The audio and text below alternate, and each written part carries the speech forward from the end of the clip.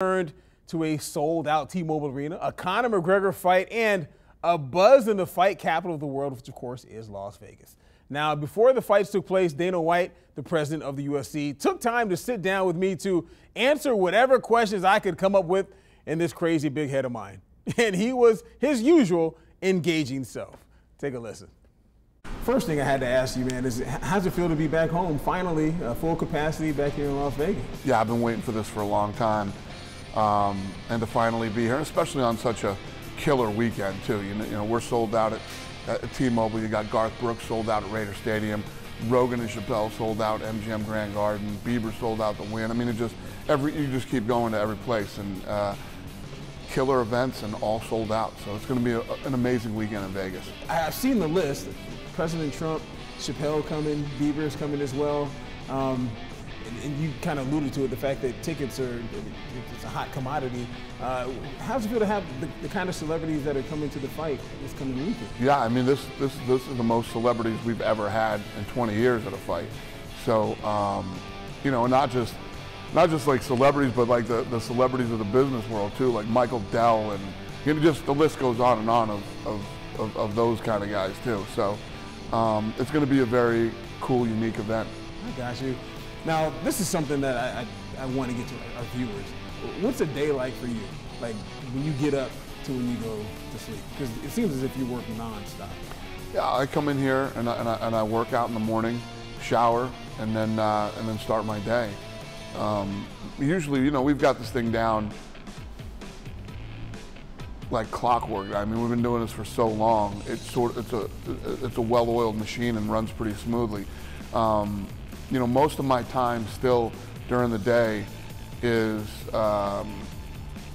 focused on finding talent and making new fights. We spend more time in the war room here doing that than anything else. But on a crazy week like this, obviously, tons of media and you know, all the things that come along with a massive fight, and tickets. The ticket thing, just I can't express enough. It never ends, man. Every time I come up here, my girl Amber that does our tickets standing at my desk, and you know, she's basically camped out outside my office because it's so crazy. No, I got you. But I mean, do you get here like 5 in the morning, or do you? No, I get here every day at 8:30. Wow. 8:30 every day, and then I'm usually here till 7:30, 8 o'clock, and then I go home for dinner. Okay. Yeah. Right. Okay, so you're not killing yourself. You're not leaving at like 1 a.m. or. No, that's the old days.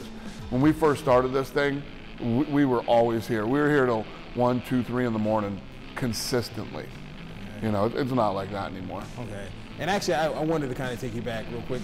I mean, if you think about back to the old days, we had the building, we had, you know, 8 to 10 people, you know. There's 350 people here now. And my team is the baddest team and out of any sport, I'm telling you right now. Look at what we did through COVID.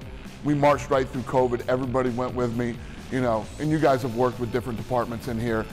There's nobody better in sports than this team. No, that's the next question I was going to ask. I mean, have you ever just taken time to just kind of reflect, literally like on what you've done and what you've accomplished? I mean, from Sahara Boulevard to, you know, you have an Apex, to you know, ESPN, Fox. I remember you're trying to, you know, thinking of going to HBO. Have you ever just really sat and thought, like, goodness gracious, I mean, I've really created like a monster, a monster. Yeah. Yeah, I mean, you know, sometimes me and Lorenzo will call each other and be like, can you believe this is what we, you know, even now, even though he's not in, you know, something will happen and I'll hit him up and be like, you remember when we used to talk about, you know, hoping that this would ever happen. And yeah, but the thing that I don't like to reflect too much, because I know what the potential for this thing is, and we haven't even come close. And if you look back at all the doubters, I mean, when we bought it, all the doubters, when we did this, and so many times stories were coming out that the UFC is dead and the UFC is in trouble. Then we sell, you know, we sell for over $4 billion. And then is all the talk about, oh, they overpaid, this thing isn't worth $4 billion, blah, blah, blah, blah, blah, you know. And the list just goes on and on of the non-stop doubt and negativity around this thing.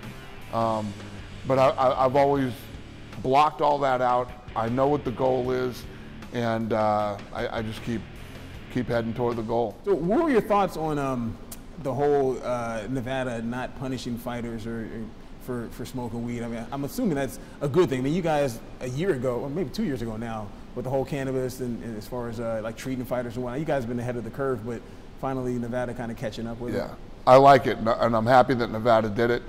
And you know, for Nevada to lead the way, you know, marijuana isn't what it was when I was growing up. It's looked at completely different these days.